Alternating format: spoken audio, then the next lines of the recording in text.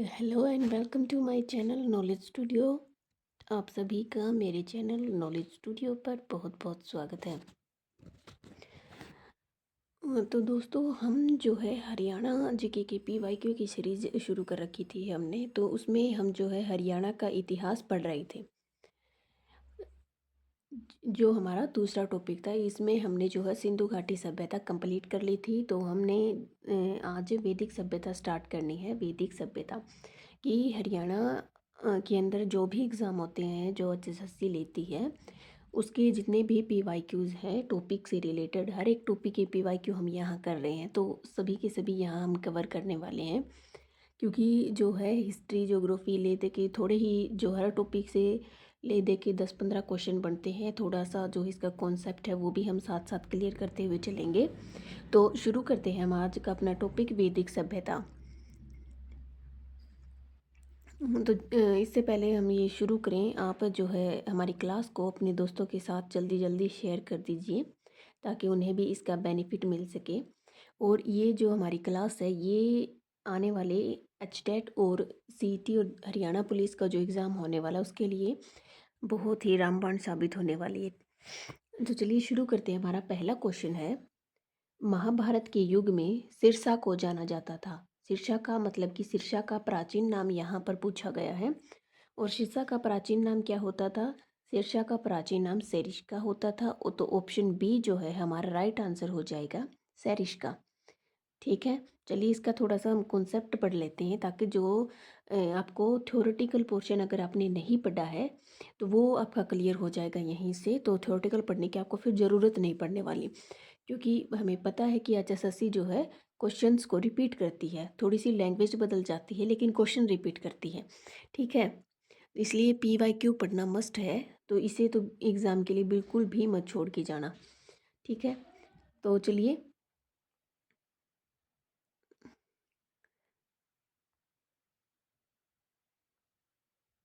यह उत्तर भारत के सबसे पुराने स्थलों में से एक है और इसका प्राचीन नाम सेरिस्का था, जिसका उल्लेख महाभारत पाणिनि की अष्टाध्यायी, याद रखिएगा ये पूछा जा सकता है कि सिरसा का जो उल्लेख है कौन से ग्रंथों से मिलता है। तो याद रखिए महाभारत से भी मिलता है, पाणिनि की जो अष्टाध्यायी है वहाँ से भी मिलता है और दिव्यावदान से भी मिलता है। ठीक है, महाभारत में शायरिश्का को नकुल द्वारा पश्चिमी क्षेत्र की विजय के लिए ले जाने का वर्णन किया गया। तो ये याद रखिए, यहाँ से क्वेश्चन बन सकता है कि महाभारत में जो सैरिश्का है नकुल द्वारा पश्चिमी क्षेत्र की विजय के लिए ले जाएगा। यहाँ से ये क्वेश्चन बन सकता है, याद रखिए। और यहाँ से ये बन सकता है, देखिए यहाँ से दो क्वेश्चन उठ सकते हैं, यहाँ से दो क्वेश्चन बन सकते हैं। पहला तो ये हो गया और दूसरा ये हो गया। ठीक है, प्राचीन काल में सिरसा को सिरसापट्टनम के नाम से भी जाना जाता था, ये भी याद रखिएगा। चलिए जी, नेक्स्ट क्वेश्चन है हमारा, हरियाणा में कुरुक्षेत्र को प्रसिद्ध युद्ध डैश के बीच हुआ था। जो हरियाणा के अंदर कुरुक्षेत्र का जो है, कुरुक्षेत्र के अंदर जो युद्ध हुआ था तो वो किस किस के बीच हुआ था, ये पूछा है। तो कुरुक्षेत्र में जो है महाभारत का युद्ध हुआ था। महाभारत का युद्ध किस किस के बीच हुआ था, चलिए बताइए। महाभारत का युद्ध कौरव और पांडवों के बीच हुआ था। ठीक है, तो ऑप्शन जो है सी हमारा राइट आंसर हो जाएगा, कौरव और पांडव। ठीक है, चलिए कुरुक्षेत्र को महाभारत का युद्ध स्थल माना जाता है। यह कौरव और पांडवों के बीच हुआ। इतिहासकारों के अनुसार इस युद्ध का वास्तविक केंद्र क्या था, केतल था। किन किन जो इतिहासकार कहते हैं कि जो ये युद्ध था महाभारत का, उसका वास्तविक जो केंद्र था वो केथल था। यह युद्ध के समय स्थापित किए गए यक्ष तीर्थ आज भी विद्यमान है। कुरुक्षेत्र के 134 तीर्थों में से 50 जो तीर्थ स्थल है वो केथल के अंदर स्थित हैं, जो कि महाभारत काल के हैं। ठीक है, चलिए यहाँ से एक क्वेश्चन ये बनता है वास्तविक केंद्र का, याद रखिएगा केथल है। ये आगे क्वेश्चन बन सकता है। चलिए नेक्स्ट क्वेश्चन है, निम्नलिखित में से कौन सा हरियाणा का पारंपरिक स्थल चक्रव्यूह स्थल, यानी चक्रव्यूह महाभारत से रिलेटेड है तो चक्रव्यूह स्थल माना गया है। कौन सा माना गया है? जो अमीन गांव है, ऑप्शन सी हमारा राइट आंसर हो जाएगा। अमीन गांव हरियाणा का पारंपरिक स्थल चक्रव्यूह स्थल महाभारत माना गया है। यहाँ पर अभिमन्यु चक्रव्यूह में फंसा था। चक्रव्यूह स्थल अभिमन्यु चक्रव्यूह के अंदर फंसा था, ठीक है। और कहाँ ये स्थल कहाँ पर था? ये अमीन गांव के अंदर था, ठीक है, याद रखिएगा। जिस स्थान पर भीष्म को बाणों की शैया पर लेटाया गया वह स्थान वर्तमान में नरकातारी तीर्थ के नाम से प्रसिद्ध है, कुरुक्षेत्र के अंदर, याद रखिएगा। एक क्वेश्चन ये बन गया कि तीर्थ अभिमन्यु चक्रव्यूह में फंसा था, वो कहाँ है? अमीन गांव है। और जो भीष्म को बाणों की शैया पर लेटाया गया, ये जो है नरकातारी तीर्थ कुरुक्षेत्र के अंदर है। ये क्वेश्चन बनता है बार बार, नरकातारी तीर्थ वाला, याद रखिएगा। चलिए जी, नेक्स्ट क्वेश्चन।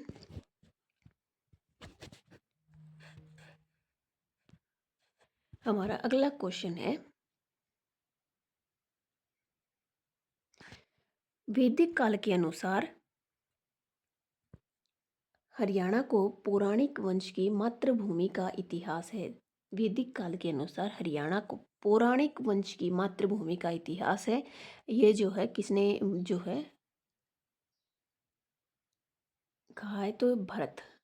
वैदिक काल के अनुसार हरियाणा क्या है? पौराणिक भरत वंश की मातृभूमि का इतिहास है, ठीक है। ऑप्शन सी हमारा राइट आंसर हो जाएगा। चलिए जी, नेक्स्ट क्वेश्चन है, मानव जाति के जनक माने जाने वाले वैवस्वत मनु को अवंती सुंदरी कथा नामक ग्रंथ, याद रखिएगा, अवंती सुंदरी ये कथा नामक ग्रंथ है, किस स्थान का निवासी माना गया है?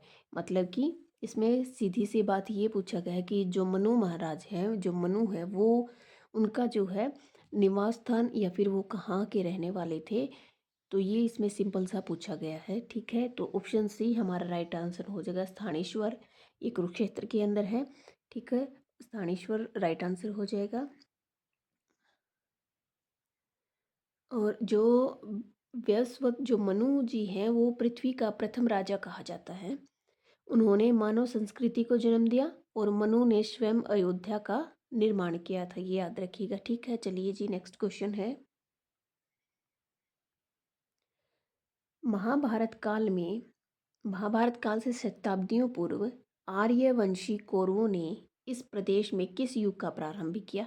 तो किस युग का प्रारंभ किया? कृषि युग का प्रारंभ किया। ऑप्शन ए जो है हमारा राइट आंसर हो जाएगा, कृषि युग हो जाएगा।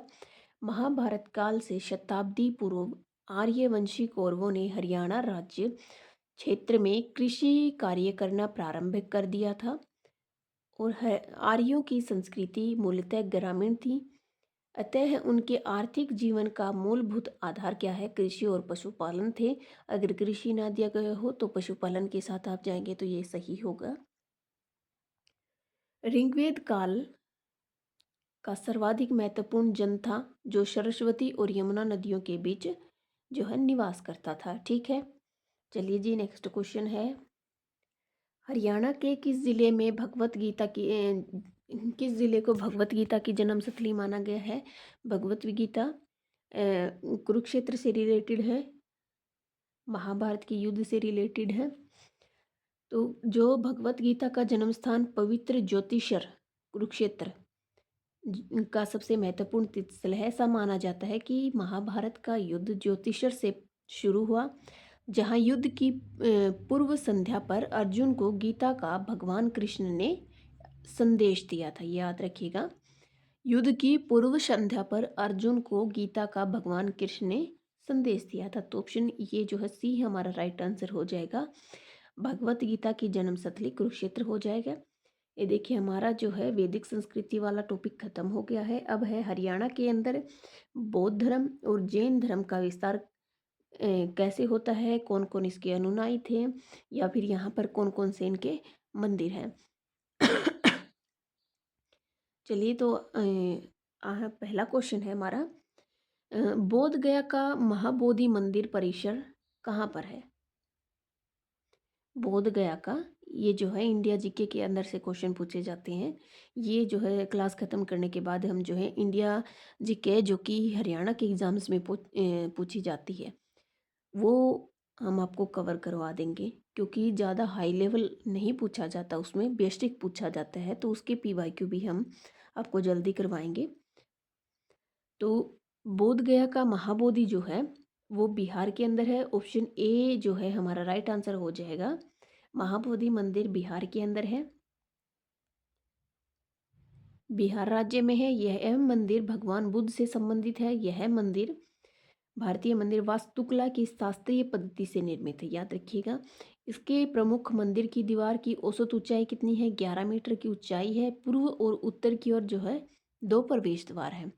निचले स्तर पर मधुचूस और कुलहंस प्रारूप में सांचे में ढले तहखाने हैं।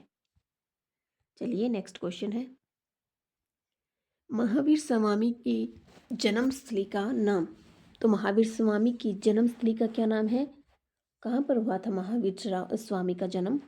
तो महावीर स्वामी का जन्म जो है वैशाली के अंदर हुआ था। ऑप्शन सी हमारा राइट आंसर हो जाएगा। वैशाली के निकट जो कुंडग्राम जो गांव है वहां पर हुआ था। इनके पिता का नाम क्या था? सिद्धार्थ था और माता का नाम त्रिशला था। जो महावीर स्वामी है 12 वर्षों की कठोर तपस्या के बाद उनको युजुर पालिका जो नदी है उनके तट पर साल के वृक्ष के नीचे केवल्य प्राप्त हुआ, यानी कि ज्ञान प्राप्त हुआ। ज्ञान प्राप्ति के बाद वे केवलिन, अहर, जिन और निग्रस्त कहलाए थे। ठीक है, चलिए नेक्स्ट क्वेश्चन, बौद्ध काल के किन महाजनपदों में आधुनिक हरियाणा के क्षेत्र शामिल है? कौन कौन से जो है हरियाणा के क्षेत्र शामिल है? तो जो है हरियाणा के इसमें पूछा है कि बौद्ध काल के किन महाजनपदों में आधुनिक हरियाणा के क्षेत्र कौन कौन से जो है आधुनिक हरियाणा का जो क्षेत्र है शामिल था कौन से महाजनपदों के अंदर? कुरु और पांचाल। ऑप्शन ए हमारा राइट आंसर हो जाएगा। कि 6वीं शताब्दी ईसा पूर्व में भारत के 16 महाजनपदों का उल्लेख बौद्ध ग्रंथ अंगुत्तर निकाय व जैन ग्रंथ भगवती सूत्र में मिलता है, जिसमें कुरु जनपद आधुनिक हरियाणा व दिल्ली के क्षेत्र में पड़ता है, जिसकी राजधानी क्या है? इंद्रप्रस्थ है। जबकि पांचाल जो है आधुनिक उत्तर प्रदेश के बरेली, बदायूं व फर्रुखाबाद जिलों में पड़ता है और उसकी राजधानी क्या है? अहिछत्र व कांपिल्य।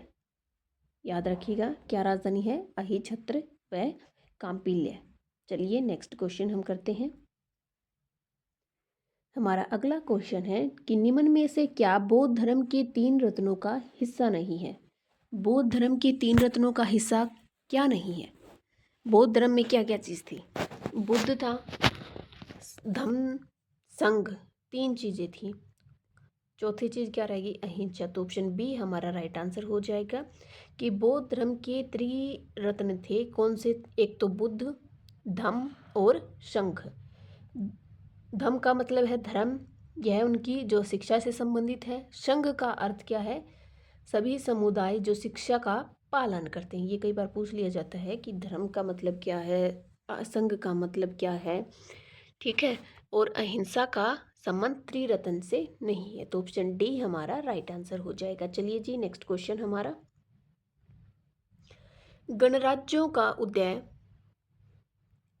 अच्छा, ये नेक्स्ट जो है टॉपिक आगे देखिए, छोटी छोटी जो है हिस्ट्री के टॉपिक है, इनमें ले दे के 15-20 बातें हैं और कुछ नहीं है, बिल्कुल इजी इजी है। यहीं से क्वेश्चन बनता है, यही इजी क्वेश्चन हम बार बार गलत कराते हैं। तो अभी ये क्वेश्चन जो है गलत नहीं होंगे क्योंकि हम इसके पीवाईक्यू आपको करवा रहे हैं और यही जो है आपको एग्जाम में भी देखने को मिलेंगे। ठीक है, तो चलिए अगला टॉपिक है हमारा गणराज्यों का उदय। इसके अंदर यद्य गणराज्य है, कुनिंद अगर है और अर्जुनायक है।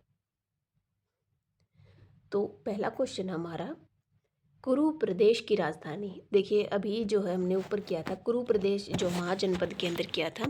वर्तमान हरियाणा व दिल्ली 16 महाजनपदों में से एक थी। मतलब कि सीधी सी बात ये है कहने की कि 16 महाजनपद होते थे और उन 16 महाजनपदों में से जो कुरु महाजनपद है उसकी राजधानी यहाँ पूछी गई है। तो उसकी राजधानी इंद्रप्रस्थ हो जाएगी। ऑप्शन ए हमारा राइट आंसर हो जाएगा। तो 6वीं शताब्दी पूर्व 16 महाजनपद में कुरु महाजनपद की राजधानी इंद्रप्रस्थ हुआ करती थी। जो आधुनिक दिल्ली, हरियाणा, मेरठ के अंतर्गत आता था। यहाँ पर इक्ष्वाकु नामक एक राजा शासन किया करते थे। ठीक है, चलिए नेक्स्ट क्वेश्चन हमारा, हरियाणा के किस इलाके में तीसरी शताब्दी में यादवों का शासन रहा है? कौन, हरियाणा के कौन से जो है इलाके में यादवों का शासन रहा है? तो ऑप्शन बी जो हमारा राइट आंसर हो जाएगा, रोहतक के अंदर हुआ है। तो तीसरी शताब्दी में योद्धियों का, ये यादवों की जगह अगर योद्धे आ जाए तो कंफ्यूज नहीं होना है, ये सही है। योद्धियों का शासन रोहतक क्षेत्र में था।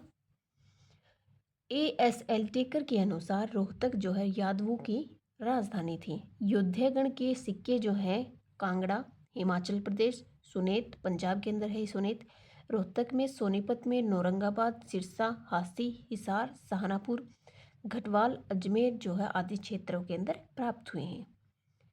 महाभारत में भीष्म का वास्तविक नाम क्या था? तो महाभारत के अंदर भीष्म का वास्तविक नाम देवव्रत था। ऑप्शन ए हमारा राइट आंसर हो जाएगा। महाभारत के जो भीष्म है उनका वास्तविक नाम क्या था? देवव्रत था, याद रखिएगा। और जो भीष्म है महाराज जो है शांतनु के पुत्र थे। महाराज शांतनु की पटरानी यानी कि उनकी रानी जो थी वो गंगा की कोख से उत्पन्न हुई थी। भीष्म को इच्छा मूर्ति का जो है वरदान प्राप्त हुआ था। इच्छा मूर्ति मृत्यु का वरदान माने कि वो जब चाहे वो है मर सकते हैं। चलिए जी नेक्स्ट क्वेश्चन है, कुरुक्षेत्र को धर्म क्षेत्र किस ग्रंथ में बताया गया है? चलिए बताइए, कुरुक्षेत्र मतलब कि महाभारत हुआ था कुरुक्षेत्र के अंदर, और महाभारत में कौन सा ग्रंथ लिखा गया था? श्रीमद् भगवत गीता। तो ऑप्शन बी ए हमारा राइट आंसर हो जाएगा, भगवत गीता। भगवत गीता के प्रथम श्लोक में कुरुक्षेत्र को धर्म क्षेत्र कहा गया है। महाभारत और अन्य पुराणों में कुरुक्षेत्र की महिमा के बारे में बताया गया है। महाभारत के वन पर्व के अनुसार कुरुक्षेत्र में आकर सभी लोग पाप मुक्त हो जाते हैं। महाभारत का युद्ध कुरुक्षेत्र में हुआ था। यहीं पर भगवान कृष्ण ने अर्जुन को गीता का उपदेश दिया था। याद रखिएगा, यहाँ से ये क्वेश्चन बनता है कि भगवान कृष्ण ने अर्जुन को जो है उपदेश, गीता का उपदेश कहाँ पर दिया था? चलिए जी नेक्स्ट क्वेश्चन हमारा,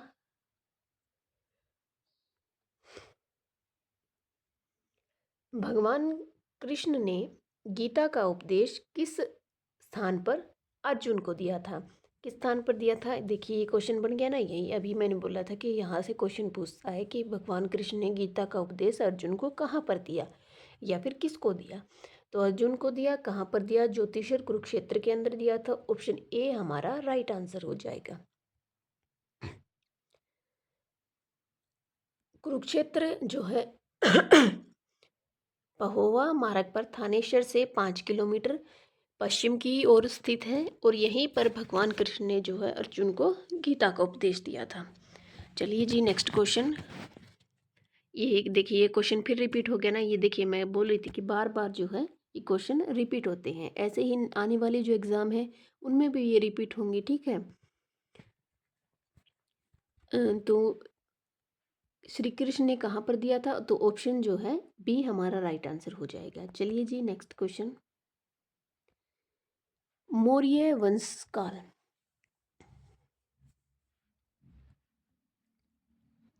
मौर्य वंशकाल हम पढ़ने वाले हैं, और जो है हम अपनी क्लास के एंड में जो है आपको एक इंफॉर्मेशन देने वाले हैं, तो क्लास को बीच में छोड़कर मत जाइएगा। चलिए ये टॉपिक भी हम करते हैं कि मौर्य वंश का हरियाणा में क्या रोल रहा है, कौन कौन से मौर्य वंश के शासकों ने जो है हरियाणा के किस किस क्षेत्र पर जो है शासन किया है। चलिए शुरू करते हैं। हरियाणा क्षेत्र किस मौर्य राजा के राज्य का भाग रहा है? तो हरियाणा क्षेत्र कौन से मौर्य राजा के राज्य का भाग रहा है? ऑप्शन जो है बिंदुसार भी मौर्य शासक था, चंद्रगुप्त भी था और अशोक भी था। तो उपरोक्त सभी आ जाएगा, सभी ने किया था। तो हरियाणा क्षेत्र बिंदुसार, अशोक और चंद्रगुप्त मौर्य तीनों जो है मौर्य राजाओं के राज्य का भाग रहा। मौर्य साम्राज्य की स्थापना चंद्रगुप्त मौर्य ने की थी और चाणक्य जो है यहाँ का प्रधानमंत्री हुआ करता था। चलिए अगला क्वेश्चन है, डैश में पुरातात्विक खोज दर्शाती है कि हरियाणा मौर्य साम्राज्य का भाग था। क्या दर्शाती है? आधुनिक जो शुग है, प्राचीन शहर शृंगुन मौर्य राजा अशोक के शासनकाल में बौद्ध धर्म का एक महत्वपूर्ण केंद्र हुआ करता था। चीनी यात्री हुए थे।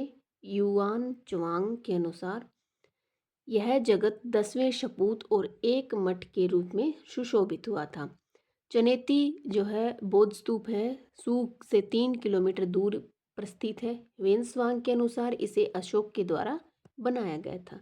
तो ऑप्शन ए हमारा सी हमारा राइट आंसर हो जाएगा, सूग। चलिए जी, आगे आता है मौर्योत्तर काल। कुषाणकालीन बौद्ध स्तूप के भग्नावशेष करनाल के किस स्थान पर हैं? कहाँ पर है? करनाल के कौन से स्थान पर है? तो करनाल के असंध स्थान पर है। तो ऑप्शन सी जो है हमारा राइट आंसर हो जाएगा कि जो कुणालकालीन बौद्ध स्तूप के भग्नावशेष करनाल के असंध नामक स्थान से प्राप्त हुए। शहर के मध्य में असंध की संरचना जमीन से 25 मीटर ऊपर उठती है और यह कहा जाता है कि कुषाण काल से संबंधित। वास्तव में यह एक स्तूप के आकार की है। चलिए जी, नेक्स्ट क्वेश्चन। पुष्यभूति जो है वर्धन वंश, यहाँ से जो है HSSC ज़्यादा क्वेश्चन उठाती है। ये जो है इतिहास का, हरियाणा के इतिहास का मोस्ट इम्पोर्टेंट टॉपिक में से एक है। ले देखिए, इसमें भी 10-12 क्वेश्चन बनते हैं। चलिए, पुष्यभूति वंश, हर्षवर्धन को किसने पराजित किया था? हर्षवर्धन को पुलकेशिन द्वितीय ने पराजित किया था 1618 में नर्मदा नदी के तट पर इनका जो युद्ध हुआ था। तो ऑप्शन बी हमारा राइट आंसर हो जाएगा। और जो ये पुलकेशिन द्वितीय का ए होल जो अभिलेख है और वेन्सवांग का जो विवरण इस युद्ध के साक्ष्य मिलते हैं। ए होल अभिलेख से पुलकेशिन द्वितीय और हर्षवर्धन के युद्ध का वर्णन मिलता है। चलिए जी, नेक्स्ट क्वेश्चन हमारा, प्रदेश का थानेश्वर नामक नगर किस प्रसिद्ध राजा की राजधानी थी? तो हर्षवर्धन की। ऑप्शन ए हमारा राइट आंसर हो जाएगा। और थानेश्वर जो है कुरुक्षेत्र के अंदर है। देखिए, संस्कृत साहित्य हर्षित चरित्र में थानेश्वर का बृहद उल्लेख मिलता है। यह नगर सरस्वती और घग्गर नदी के मध्य बसा हुआ है। इसे ब्रह्मावर्त क्षेत्र का केंद्र बिंदु माना जाता है। 6ठी शताब्दी के उत्तरार्ध में थानेश्वर पुष्यभूति वंश के शासकों की राजधानी हुआ करता था। वर्धन वंश के प्रथम शक्तिशाली सम्राट प्रभाकर वर्धन ने इस स्थान को अपनी राजधानी बनाया। यद्यपि हर्षवर्धन के समय भी थानेश्वर कुछ समय तक वर्धन वंश की राजधानी बनी रही, किंतु बाद में हर्षवर्धन ने थानेश्वर से अपनी राजधानी कन्नौज को स्थानांतरित किया। ये क्वेश्चन बन सकता है कि कौन से जो है वर्धन वंश के राजा ने अपनी राजधानी स्थानांतरित की? तो हर्षवर्धन ने। चलिए, नेक्स्ट क्वेश्चन है, जो महमूद गजनवी है 1014 ईस्वी में थानेश्वर पर जो है इसने आक्रमण किया था और यहाँ से जो पवित्र चंद्र स्वामी मंदिर को नष्ट कर दिया था इसने। थानेश्वर वर्तमान में अंबाड़ा और करनाल के मध्य स्थित है, याद रखिएगा। कौन सा शहर हर्षवर्धन की राजधानी है? हर्षवर्धन की राजधानी कौन सी हुआ करती थी? थानेश्वर हुआ करती थी। तो ऑप्शन डी हमारा राइट आंसर हो जाएगा। देखिए, ये थ्योरी वही है, सेम टू सेम। हर्षवर्धन का संबंध थानेश्वर के वर्धन या फिर पुष्यभूति वंश से है। वर्धन वंश और पुष्यभूति वंश एक ही बात है। 606 ईस्वी में हर्षवर्धन को थानेश्वर की गद्दी प्राप्त हुई। हर्षवर्धन राजगद्दी पर आसीन हुआ, यानी कि बैठा। उसकी राजधानी उसने थानेश्वर को बनाया। बाद में अपनी राजधानी कन्नौज जो है स्थानांतरित कर दी। 647 में हर्षवर्धन की मृत्यु हो जाती है। बांसखेड़ा अभिलेख में राजा हर्षवर्धन के शासनकाल की महत्वपूर्ण घटनाओं और उनकी जो प्रशासनिक व्यवस्थाएं थी उनका उल्लेख मिलता है। ठीक है। Next question. राजा हर्षवर्धन ने कुरुक्षेत्र के पास थानेश्वर में अपनी राजधानी स्थापित की थी। कौन सी शताब्दी के अंदर स्थापित की थी? तो ऑप्शन बी जो हमारा राइट आंसर हो जाएगा, 7वीं शताब्दी के में जो है स्थापित की थी। 606 में जो है वो गद्दे पर बैठा था और 647 में जो है उनकी मृत्यु हो गई थी। चलिए नेक्स्ट क्वेश्चन। राजा हर्षवर्धन डैश के पुत्र थे, किन के पुत्र थे? राजा हर्षवर्धन जो है करवर्धन के पुत्र हुआ करते। ऑप्शन डी हमारा राइट आंसर हो जाएगा। नेक्स्ट क्वेश्चन देखिए, ये जो थ्योरेटिकल पोर्शन है ये आप साथ साथ पढ़ लेना, क्योंकि ये हर एक में जो है बार बार रिपीट होता है। तो देखिए एक बार, जो हर्षवर्धन को शिला दीक्षित भी कहा जाता है, परम भटनागर की उपाधि धारण की थी इन्होंने। कौन सी उपाधि? परम भटनागर। हर्ष का एक महान लेखक था, उसने जो है नागानंद, प्रियदर्शिका और रत्नावली 3 जो है नाटक लिखे थे। याद रखिएगा, ये यहाँ से क्वेश्चन बनता है। और हर्षवर्धन की कौन कौन सी रचनाएं थी? ये तीनों। चलिए नेक्स्ट क्वेश्चन। हर्षवर्धन की जीवनी किससे ने लिखी थी? ये देखिए, हर्षवर्धन की जीवनी किसने लिखी थी? बाणभट्ट ने लिखी थी। ऑप्शन ए जो है हमारा राइट आंसर हो जाएगा। हर्षवर्धन के दरबारी कवि थे बाणभट्ट, और हर्षवर्धन की जीवनी इन्होंने लिखी। हर्षवर्धन हर्ष चरित्र जो है बाणभट्ट की जो है प्रारंभिक रचना थी, जो गद्य के भेद आख्यायिका के अंतर्गत आती है। इसमें 8 उच्छ्वास है। इसके अतिरिक्त बाणभट्ट ने कादम्बरी भी लिखी थी। हर्षचरित्र और कादम्बरी बाणभट्ट के द्वारा लिखी गई। और हर्षवर्धन की 3 नाटक रत्नावली, प्रियदर्शिका और नागानंद। ठीक है। Next question. चीनी यात्री ह्वेन किस सम्राट के समय जो हरियाणा आए थे? तो हर्षवर्धन के समय में आए थे, याद रखिएगा। चीनी यात्री ह्वेन सम्राट हर्षवर्धन के समय आए थे। ह्वेन भारत की यात्रा के ऊपर एक ग्रंथ लिखा, सी यू की। ये क्वेश्चन पूछा जाता है, यहाँ से ये क्वेश्चन बनता है बार बार। ह्वेन सन 637 ईस्वी में नालंदा विश्वविद्यालय गया। उस समय नालंदा विश्वविद्यालय के कुलपति आर्यशील भद्र हुआ करते थे। ठीक है। Next question. हरियाणा में हर्षवर्धन कालीन ताम्र मुद्राएं कहाँ से प्राप्त होती हैं? तो जो है ताम्र मुद्राएं जो है, ऑप्शन ए हमारा राइट आंसर हो जाएगा कि हर्षवर्धन के काल की ताम्र की मुद्राएं जो हैं सोनीपत से प्राप्त हुई हैं। तो ऑप्शन ए हमारा राइट आंसर हो जाएगा। चलिए जी नेक्स्ट क्वेश्चन। राजा हर्षवर्धन ने कौन सी सन में जो है कुरुक्षेत्र के पास थानेश्वर में अपनी राजधानी स्थापित की थी? तो 700 ईसा पूर्व, यानी कि 7वीं शताब्दी के बारे में जो है इसका पूछ रहा है। वैसे अगर ये वैसे पूछता तो जो हर्षवर्धन है उसका कार्यकाल 606 से 647 तक रहा है। और शताब्दी 7वीं शताब्दी, 6ठी शताब्दी में हर्षवर्धन का जन्म हुआ था। ठीक है। कन्नौज को स्थानांतरित किया था इन्होंने। Next question. हरियाणा में राजा हर्ष का टीला कहाँ पर स्थित है? चलिए ये बताइए, राजा हर्ष का टीला कहाँ पर स्थित है? तो राजा हर्ष का जो किला है वो कुरुक्षेत्र जिले के थानेश्वर में स्थित है, क्योंकि यही जो उनका जो मेन जो है स्थल हुआ करता। तो राजा हर्ष का टीला हरियाणा के कुरुक्षेत्र में स्थित है। यह टीला 15 से 18 मीटर की ऊंचाई पर, 1 किलोमीटर लंबाई है इसकी और 750 मीटर की चौड़ाई है। भारतीय पुरातत्व विभाग की खुदाई में अब तक 6 सांस्कृतिक और ऐतिहासिक काल से संबंधित पुरातात्विक अवशेष मिल चुके हैं। चलिए नेक्स्ट क्वेश्चन।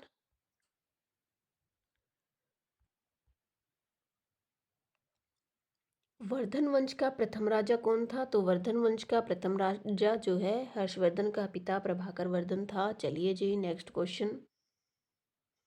ये जो है साथ में इसका आप पढ़ लेना, ये बार बार रिपीट हो रही है तो आप पढ़ लेना। हर्षचरित्र किसके द्वारा लिखा गया था? तो हर्षचरित्र जो है बाणभट्ट के द्वारा लिखा गया था।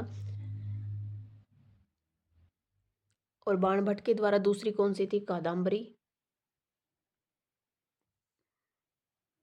ये दो लिखे गए थे, कादम्बरी और हर्षचरित्र। ठीक है, चलिए नेक्स्ट क्वेश्चन। हर्षवर्धन के जीवनी हर्षचरित्र एक सांस्कृतिक कवि द्वारा लिखी गई जो उसका संबंध थानेश्वर से वर्णित करता है। तो ऑप्शन सी, हर्षचरित्र के बारे में जो है ये सीधा सा पूछ रहा है कि किसने लिखी, तो बाणभट्ट ने लिखी। ऑप्शन सी हमारा राइट आंसर हो जाएगा।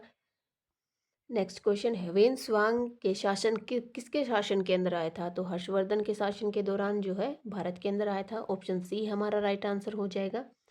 नेक्स्ट क्वेश्चन, राजा हर्षवर्धन ने एक प्रसिद्ध नाटक लिखा। कौन सा नाटक लिखा? तीन नाटक लिखे थे उन्होंने, नागानंद,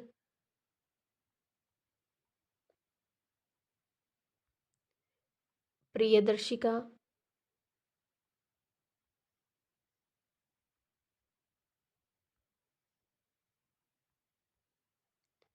और तीसरा था रत्नावली। ये तीन लिखे थे, ठीक है, याद रखिएगा। तो ऑप्शन बी जो हमारा राइट आंसर हो जाएगा, नागानंद। चलिए नेक्स्ट क्वेश्चन, हर्षवर्धन द्वारा शासित थानेश्वर के आसपास थी, जो इसकी राजधानी है, किसके आसपास थी? तो कुरुक्षेत्र के आसपास थी। वर्तमान में ये कहाँ है? कमेंट बॉक्स में आंसर दीजिए। अभी थोड़ी देर पहले बताया था कौन कौन से दो जिलों के बीच में स्थित है थानेश्वर। तो कमेंट बॉक्स में इसका आंसर जरूर दीजिएगा। हर्षवर्धन द्वारा शासित थानेश्वर के आसपास क्या थी? तो ऑप्शन ए हमारा राइट आंसर हो जाएगा, कुरुक्षेत्र। चलिए नेक्स्ट क्वेश्चन, हर्षवर्धन ने थानेश्वर पर कब से कब तक शासन किया? तो 606 से 647 तक, 7वीं शताब्दी में जो इसने शासन किया था। ऑप्शन ए हमारा राइट आंसर हो जाएगा। चलिए नेक्स्ट क्वेश्चन, हर्षवर्धन की मृत्यु के बाद राजाओं ने कन्नौज पर शासन किया। कौन से राजाओं ने कन्नौज पर शासन किया? वर्धन वंश के बाद प्रतिहार वंश आया, उन्होंने जो है कन्नौज पर शासन किया।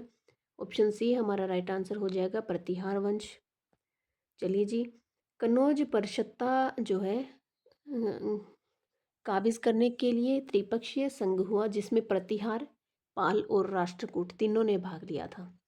प्रतिहार, पाल और राष्ट्रकूट, इस युद्ध के जो है प्रतिहारों की इसके अंदर विजय हुई थी। 9वीं शताब्दी में उत्तर भारत पर प्रतिहारों ने नियंत्रण कर लिया। कन्नौज संसाधनों से समृद्ध था, व्यापारिक दृष्टिकोण से भी ये एक उपयोगी क्षेत्र हुआ करता था। ठीक है, चलिए नेक्स्ट क्वेश्चन, प्रभाकर वर्धन वर्धन वंश का पहला राजा डैश का शासक था। कौन किसका शासक था? थानेश्वर का शासक था। ऑप्शन ए हमारा राइट आंसर हो जाएगा। चलिए नेक्स्ट क्वेश्चन, ये जो है थ्योरी आप पढ़ लीजिएगा, इससे जो है आपका पूरा का पूरा जो कॉन्सेप्ट क्लियर हो जाएगा। चलिए नेक्स्ट क्वेश्चन, राजा हर्षवर्धन ने एक प्रसिद्ध नाटक लिखा। कौन सा नाटक? अभी मैंने बताया कि नागानंद, प्रियदर्शिका और रत्नावली, ये तीन जो है इन्होंने नाटक लिखे थे। और जो है बाणभट्ट उसने हर्षचरित्र और कादम्बरी दो जो नाटक लिखे थे। ठीक है, चलिए नेक्स्ट, हर्षचरित्र किसने लिखी थी? तो हर्षचरित्र बाणभट्ट ने लिखी थी, और कादम्बरी जो है वो भी बाणभट्ट ने लिखी थी। कादम्बरी भी बाणभट्ट ने लिखी थी। चलिए नेक्स्ट क्वेश्चन, राजा पुलकेशिन द्वितीय जिसने जो है हर्षवर्धन को हराया कहाँ का था? तो वो चालुक्य वंश का राजा था। ऑप्शन डी हमारा राइट आंसर हो जाएगा। चलिए जी नेक्स्ट क्वेश्चन, चीनी यात्री ह्वेन स्वांग द्वारा लिखित पुस्तक में हरियाणा के निम्न किस नगर की गरिमा तथा शक्ति की चर्चा की गई? तो ऑप्शन बी ए हमारा राइट आंसर हो जाएगा, थानेश्वर की जो है इसके अंदर चर्चा की गई थी। चलिए जी नेक्स्ट क्वेश्चन हमारा, इतिहास में उल्लेख मिलता है कि डैश चीनी विद्वान राजा हर्ष के शासन काल में थानेश्वर गए थे। किसके जो कौन सा जो चीनी यात्री है वो राजा हर्षवर्धन के शासन काल में थानेश्वर आए थे? तो ह्वेन आए थे। तो ऑप्शन डी हमारा राइट आंसर हो जाएगा। चलिए नेक्स्ट क्वेश्चन, बाणभट्ट डैश के दरबार में एक कवि थे। बाणभट्ट हर्षवर्धन के दरबार के एक कवि हुआ करते थे। इन्होंने जो है बाणभट्ट ने दो जो है नाटक लिखे, हर्षचरित्र जो कि हर्षवर्धन के जीवन का इसमें उल्लेख मिलता है और कादम्बरी। चलिए जी, नेक्स्ट क्वेश्चन है, राजा हर्षवर्धन ने अपनी राजधानी के रूप में डैश को अपनाया, किसे अपनाया? हालांकि थानेश्वर स्थापित राजधानी थी, जो है थानेश्वर पहले से ही राजधानी हुआ करती थी, तो हर्षवर्धन ने जो है उसे स्थानांतरित करके कन्नौज बना दिया था। तो ऑप्शन ए हमारा राइट आंसर हो जाएगा। चलिए नेक्स्ट क्वेश्चन, 700 ईस्वी में कुरुक्षेत्र के राजा हर्षवर्धन ने अपनी राजधानी कहाँ स्थापित की? तो यही क्वेश्चन देखिए फिर से जो है रिपीट हो गया। 700 ईस्वी में थानेश्वर थी, ठीक है। चलिए नेक्स्ट क्वेश्चन, कि जो राज्यवर्धन था हर्षवर्धन का भाई, उसने जो है मृत्यु के बाद वर्धन वंश का जो शासक हर्षवर्धन बना। हर्षवर्धन ने अपनी राजधानी कन्नौज को बनाया था। कन्नौज जो आर्थिक और व्यापारिक रूप से समृद्ध थी। हर्षवर्धन की पहली राजधानी थानेश्वर थी, उसने बाद में जो उसे कन्नौज में स्थानांतरित कर दिया था, ठीक है। चलिए जी नेक्स्ट क्वेश्चन, राजा हर्षवर्धन के शासनकाल में दरबारी कवि कौन थे? तो बाणभट्ट हुआ करते थे। ऑप्शन ए हमारा राइट आंसर हो जाएगा। चलिए जी नेक्स्ट क्वेश्चन, राजा हर्षवर्धन के दरबार में बाणभट्ट क्या भूमिका दिखा करते थे, कि वो क्या थे? वो अस्थाना कवि यानी कि उनके दरबारी कवि हुआ करते थे, ठीक है। नेक्स्ट क्वेश्चन, ये देखिए जो है कल हम गुर्जर प्रतिहार वंश करेंगे। आज हमने इतिहास के 4 टॉपिक जो है कंप्लीट कर लिए हैं, और लास्ट में आपके लिए इन्फॉर्मेशन ये है कि हमने जो यूथ पब्लिकेशन की बुक है, जीएस की सामान्य अध्ययन की जो बुक है यूथ पब्लिकेशन की, उसके जो लेटेस्ट जो 2024 तक के जितने भी जीएस के पीवाईक्यू हैं, एसएससी के रिगार्डिंग और एचएसएससी के रिगार्डिंग, या फिर कोई भी जो हम एग्ज़ाम देते हैं उसमें जीएस तो आती है, चाहे वो दिल्ली पुलिस हो, एचएसएससी हो, हरियाणा पुलिस हो, या फिर एसएससी, सीएचएसएल, एमटीएस, कोई भी एग्ज़ाम हो, उसके लिए जो है बेनिफिट साबित होने वाली है। इसलिए हमने यूथ पब्लिकेशन के जीएस की जो है क्लास शुरू कर दी है। आपको लिंक जो है उसका डिस्क्रिप्शन में मिल जाएगा, तो वहाँ से आप विजिट करके उसे देख सकते हैं। अगर क्लास अच्छी लगी हो तो लाइक एंड सब्सक्राइब करना बिल्कुल भी ना भूलें, और बेल आइकन को प्रेस कर लेना ताकि आने वाली हर एक वीडियो की नोटिफिकेशन आप तक पहुँच जाए, ठीक है। मिलते हैं कल की क्लास में। जय हिंद, जय भारत।